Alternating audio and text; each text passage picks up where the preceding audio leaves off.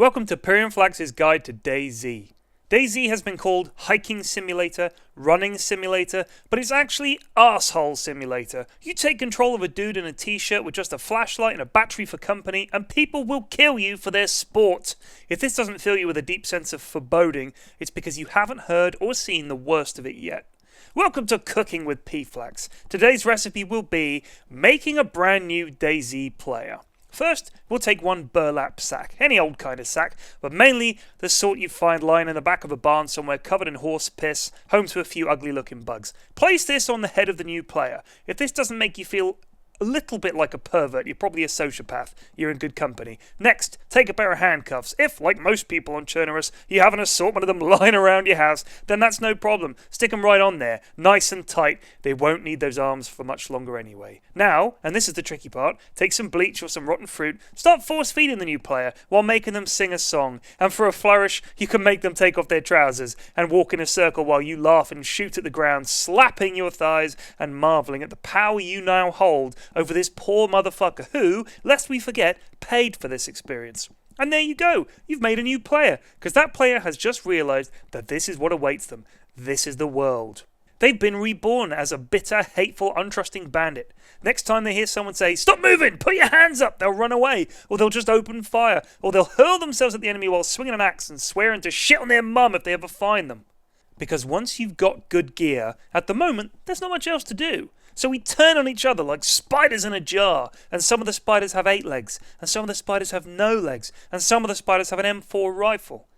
There are also zombies in DayZ. They come in a few flavours. You got the crazy girlfriend zombie who'll follow you shrieking like a chav on a Tuesday, clawing at your eyes. And then you got the madman zombie who will leap through the fucking air like Batman and own your face. And then there's Steve, the floor zombie. Say hi, Steve.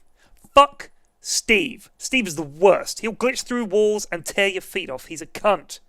If you're new to DayZ, then be prepared for all kinds of other weird stuff. It's a hateful, bewildering place. You'll find people standing stock still in the middle of the road, bleeding from every orifice. You'll find defibrillators on people's coffee tables next to a can of beans and some highbrow literature. You'll find bandit masks, bandages, bandanas, and so many rotten bananas. My God, it's like a visit to your senile grandmother's house. She's got a fruit bowl teeming with fruit flies and apples that haven't been edible since Jimmy Savile was considered children's entertainer.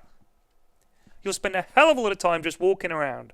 If this idea fills you with dread, just remember that since you'll spend so much time playing this game, this is the closest you'll get to exercise anyway. Hell, it might be already. DayZ has been compared to sex by some, but this is only true if sex, for you, consists of 3 hours of mindless slog, followed by a few seconds of abject terror, followed by either joy or sorrow. Actually, that kind of does sound a bit like sex. Anyway, here's the thing. Most people in the game are lazy as hell. This is good for you if you're not a lazy shit. If hiking across country for an hour, paying attention at all times, making sure you're not being followed, checking every barn and shed, even though nothing ever spawns in them, occasionally dodging zombies or cowering in terror when you see 3 well-armed, well-hung dudes bristling with detergent and handcuffs marching down the road towards you. If that doesn't interest you, go play something else. Because walking around, eating raw rice and drinking stinking well water is 99% of this game. The other 1% is utterly petrifying. You might have spent 3 days foraging up an awesome character who you're actually pretty proud of. You finally got that pristine ACOG sight for your pristine M4 rifle. You got a Magnum as backup. You got more food, drink, and medical shit than you could ever need. You just found the ultra rare Captain's Puffer jacket from the shipwreck, and then it happens. One time, you come out of a doorway without looking around first and you'll hear it. It's sort of like a whip crack followed by the gunshot. You'll hit the ground, heart pounding. Then you see the red text. Your shirt is damp with blood. Don't panic. You've been shot.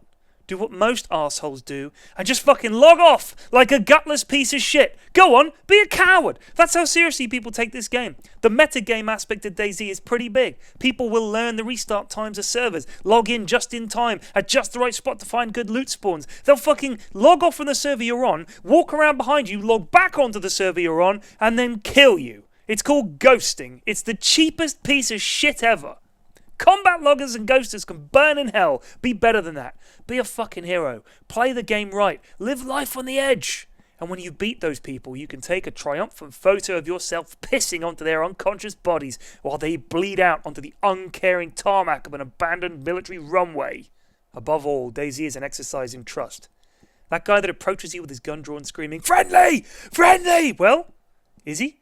There's no way to be sure. Shoot the cunt. Game on.